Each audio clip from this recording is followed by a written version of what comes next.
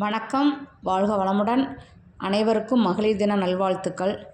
இன்றைக்கி ஞாயிற்றுக்கிழமை ஒரு சின்ன கோலத்தை போட்டாச்சு. கோலத்தை போட்டுட்டு நல்ல கதைகள் 2 இருந்துச்சு. இன்றைக்கி காரடையான் நோன்பு பங்குனி பிறக்க போகுது பார்த்திங்களா. காரடையான் நோன்பை பற்றியும் ஆரூரானின் அற்புத திருவிளையாடல்கள்னு சொல்லி போட்டிருந்தாங்க புக்கில், அம்மன் தரிசனம் புக்கில் தான். சரி, அப்போ இந்த 2மே நல்லா கருத்துள்ளது. இந்த காரடையான் நோன்பு எப்படி கொண்டாடுதாங்க, எதுக்காக, என்ன விஷயம் அப்படிங்கிறதுக்காக ஒரு கருத்து போட்டிருந்தான். அந்த கருத்தை தான் இப்போ உங்களுக்கு நான் சொல்கிறேன். நான் புக்கில் போட்டிருந்ததை தான் பார்த்துட்டு உங்களுக்கு சொல்ல. இந்த காரடையான் நோன்பு எப்படின்னா, இறந்தவர்களை எழுப்ப மனித சக்தியால் முடியுமா? முடியாதுல்ல. ஆனால் அந்த இறந்த தன் கணவனையே சத்தியவான் மீட்டெடுக்க வைத்த சாவித்திரியால் மட்டும் அந்த இது முடிஞ்சது. அதுதான் காரடையான் நோன்புவாங்க. இந்த காரடையான் நோன்பு எப்படி வருதுன்னா, இவர்கள் சரித்திரத்தில் இந்த காரடையான் நோன்புனால சரித்திரத்தில் வாழ்கின்றார்கள் என்று சொல்லுவாங்க. அதாவது சாவித்திரியின் அசாத்திய துணிச்சலே இதுக்கு காரணம். கணவனுக்கு உடம்பு சரியில்லாம இருக்கும்போது எவ்வளோ சாதுர்த்தியமாக அந்த யமன்கிட்ட போராடி இருக்காருன்னா, சத்தியவானும் சாவித்திரியும் காட்டுக்கு போயிருந்துருக்காங்கங்க. விதிப்படி என்ன செஞ்சுருக்காரு, சத்தியவானை இறந்து போயிருந்தார். உடனே சத்தியவான் யமனுடன் சாதுரியமாக போராடிக்கிட்டு இருக்கா. எப்படி போராடுறா, தன் கணவனை உயிரோடு எப்படி மீட்டுறா அப்படின்னா, சாவித்திரி இதுக்கு நிறைய பேருக்கு இந்த கதை தெரிஞ்சிருக்கும். சரி, இருந்தாலும் இதில் புக்கில் போட்டிருந்ததுனால சரி அதையும் சொல்லுவோமே அப்படின்னு சொல்லிட்டு தான். இந்த ஒருவருக்கு நல்ல பிள்ளை அமைய வேண்டுமானால் பெற்றோர் புண்ணியம் செஞ்சுருக்கணுங்க. ஆனால் மற்ற தேச மன்னனுக்கு அஸ்வபதியாக நற்குணங்கள் மிக்கவள் நாட்டு மக்களின் நலன் கருதி யாகங்களை நடத்துவான். வாக்கு கொடுத்தால் அதை காப்பாற்றாமல் விடமாட்டான். மக்கள் மட்டுமல்ல, தன் நாட்டில் வாழும் பிற உயிர்களின் நலத்தையும் அக்கறை கொண்டிருந்தாங்க அஸ்வபதி. இந்த நல்லவனுக்கு குழந்தை இல்லை. இதனால் சாவித்திரி தேவியை நினைத்து கடும் விரதம் அனுசிச்சிட்டான். அப்போ அஸ்வபதி சாதாரண விரதம் இல்லாமல் 18 ஆண்டுகள் தொடர்ச்சியாக இருந்து நள்ளிரவு வேளையில் மட்டும் உயிரை தக்க வைப்பதற்காக சிறிதளவு உணவு உண்டு கடும் தவம் செஞ்சுருக்காருங்க. அப்போ தான் சாவித்திரி தேவியை வரவழைக்க 10,000 வகை ஆகுதிகளை கொடுத்தான். அப்போ யாக குண்டத்தில் இடப்படும் பொருள் கடும் விரதத்துக்கு பிறகே சாவித்திரி அவன் முன் தோண்டியிருக்கிறாங்க. என்ன வர வேண்டும் என்றால், என் குலத்திற்கு பெருமை சேர்க்கும் பிள்ளைகள் ஏராளமாக பிறக்க வேண்டும் அனு சாமர்த்தியமாக கேட்டான். மன்னன் வெறுமன பிள்ளை வேண்டுமா என கேட்கவில்லை. அவளிடம் பிரம்மா எனக்கு சொன்னதே உனக்கு சொல்கிறேன். உன் பெயரை இந்த பூ உலகம் உள்ளவரை வாழ வைக்கும் அறிவார்ந்த பெண் குழந்தை பிறக்கும்னு சொல்லிட்டு வேறு எதையும் நீ கேட்கக்கூடாதுன்னு சொல்லியிருந்தாங்க. உடனே குழந்தையும் பிறந்துருது. குழந்தையும் பிறந்த உடனே இப்படி கடும் தவ பிறந்த மகள் தான் சாவித்திரிங்க. சாவித்திரி தேவி அருளால் பிறந்த அவளுக்கு சாவித்திரி என பெயர் சுட்டியிருக்காருங்க. இந்த சாவித்திரி என்றால் சரஸ்வதியை குறிக்கும்னு சொல்லுவாங்க. சரஸ்வதியின் அருளால் ஒரு குழந்தை பிறந்ததா அதன் சரஸ்வதி போலவே சார்ந்தவளாக இருக்கிறார். இதனால் தான் அவளுக்கு வாக்கு சாதுரியமாக ஒரு உயிரை பறிக்கும் யமனிடமே தத்துவ முத்துக்களை உதிர்த்தாள். அவளது பேச்சில் மயங்கி போன யமன் அவளுக்கு 5 வரங்களை கொடுத்தான். அதில் ஒன்றுதான் சாமர்த்தியமான தன் கணவர் உயிர் பிழைப்பதற்கு கேட்ட வரம். மற்றவர் நலம் நாடும் பெற்றோர்களுக்கு மட்டுமல்ல, பிள்ளைகள் பிறப்பார் என்பது சாவித்திரியின் பிறப்பு கற்றுத்தந்த பாடம்ங்க.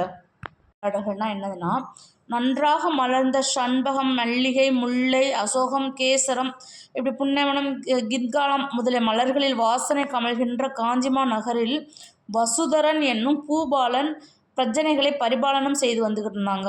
அப்போ மார்கழி மாதத்தில் புண்ணிய தினமான திருவாதிரை நட்சத்திரத்தில் குலகுருவை கொண்டு அரசன் கொன்றையஞ்சடையானுக்கு விசேஷமான அபிஷேகத்தை செஞ்சாங்க. அப்படி இருக்கும்போது குரு அரண்மனையில் விளங்கும் கைலாசபதிற்கு எதிராகவே அபிஷேக மேடையில் 1008 கலசங்களை வச்சு நெய், பால், தயிர், தேன், சந்தனம், குங்குமம் போன்ற திரவியங்களை வச்சு புண்ணிய தீர்த்தங்களும் செஞ்சு அபிஷேகம் செஞ்சுக்கிட்டு இருந்தாருங்க. அப்போது அரச தம்பதியினர் முதல் அபாரண காலம் வரையில் ஆகாரம் புசியாமல் நியமித்து இருந்தார்கள். அப்போது ராஜமகிஷிக்கு பசியினாலும் சிரமத்தினாலும் முகம் வாடிடுச்சு. அது கண்ட அரசன் கோபமடைஞ்சு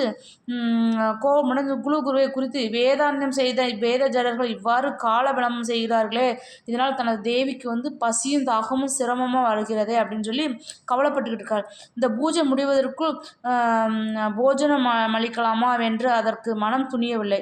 இது குருவும் புஜை இவரை சீக்கிரம் நிறைவேற்றாமலே இருந்திருக்காரு. இவரை தண்டித்தாலும் தோஷம் என்று நினைச்சு அஞ்ஞானத்தாலும் பத்தினியில் உள்ள பால் அன்பினாலும் குருவை பலவாறு இகழ்ந்திருக்கலாம்.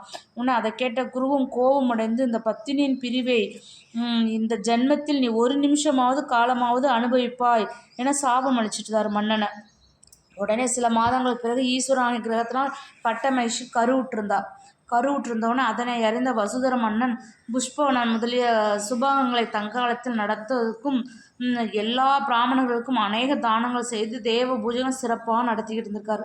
10 மாதம் கடந்த பிறகு பட்டமகிழ்ச்சிக்கும் ராஜகுமாரனுக்கும் அமைந்த ராஜகுமாரன் பிறந்திருக்காருங்க.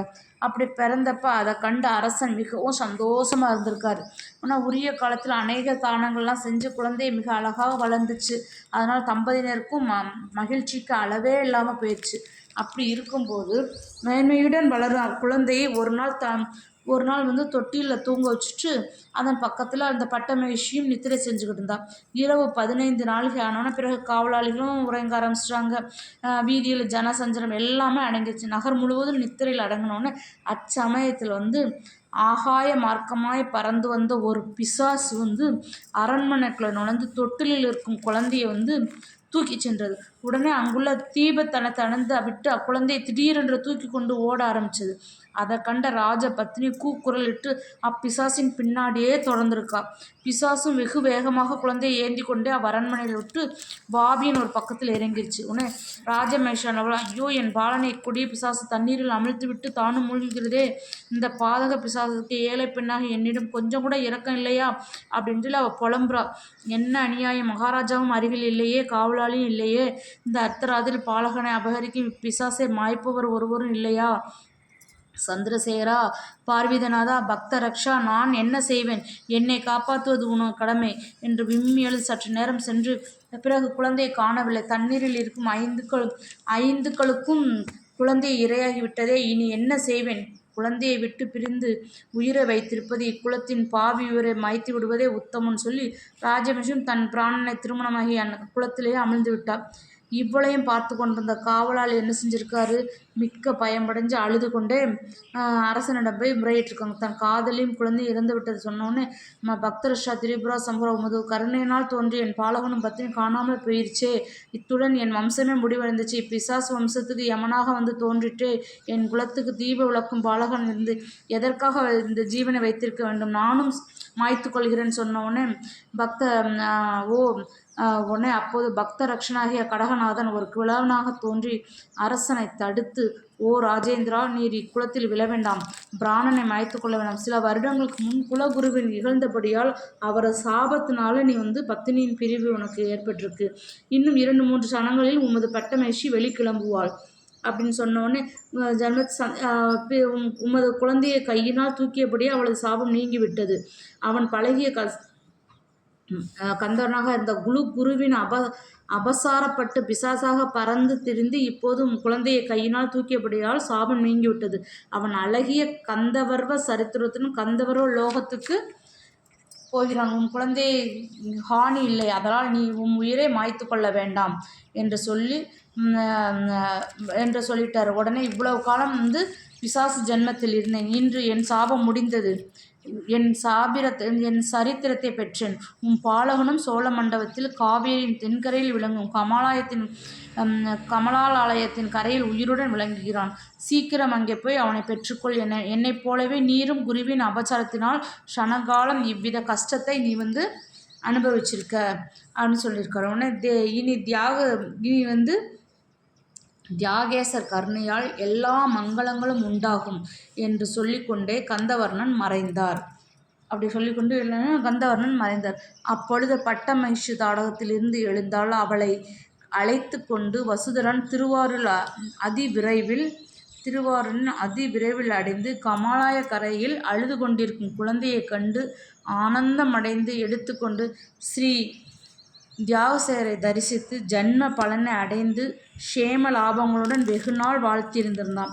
தென்னாட்டுடைய சிவனே போற்றி, எந்நாட்டவர்க்கும் இறைவா போற்றி, ஆரூர் அமர்ந்த அரசே போற்றி அப்படின்னு சொல்லி வணங்கி அந்த குழந்தையை சந்தோஷமாக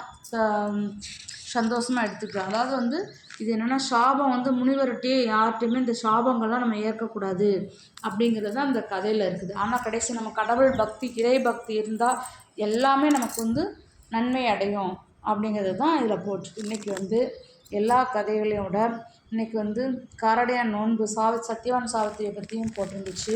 இன்றைக்கி மகளிர் தின நல்வாழ்த்துக்கள் உங்களுக்கு. இன்றைக்கி நல்ல நாள். இன்றைக்கி வந்து ஆரூர் ஆரின் அற்புத திருவிளையாடல்கள் பற்றியும் உங்களுக்கு இந்த புக்கில் போட்டிருக்கு, என்ன போட்டிருக்கோ அதை அவங்களுக்கு அப்படியே தெரியப்படுத்திருக்கேன், அவ்வளோதான். எப்பயுமே நம்ம சிவனை இறுக்கி கையில் பிடிச்சிக்கிட்டோம்னா நமக்கு வந்து எந்த பயமும் இல்லைங்க. சிவன் வந்து நம்மளை வந்து நம்ம குழந்தைக்கு என்ன வேணுங்கிறது சிவனுக்கு தெரியும். நம்ம எதுவுமே வேண்டாம், நமக்கு என்ன தேவை தேவையில்லைங்கிறத அவர் அறிந்து பார்த்து நமக்கு வந்து பல மடங்கு நமக்கு கொடுப்பார். என்ன தேவை என்ன தேவையில்லை அப்படிங்கிறத வந்து சிவன் வந்து பார்த்து தாங்க கொடுப்பார். எப்பயுமே நம்ம வந்து சிவன் அருள் வந்து நமக்கு எப்பயும் இருக்கணுங்க.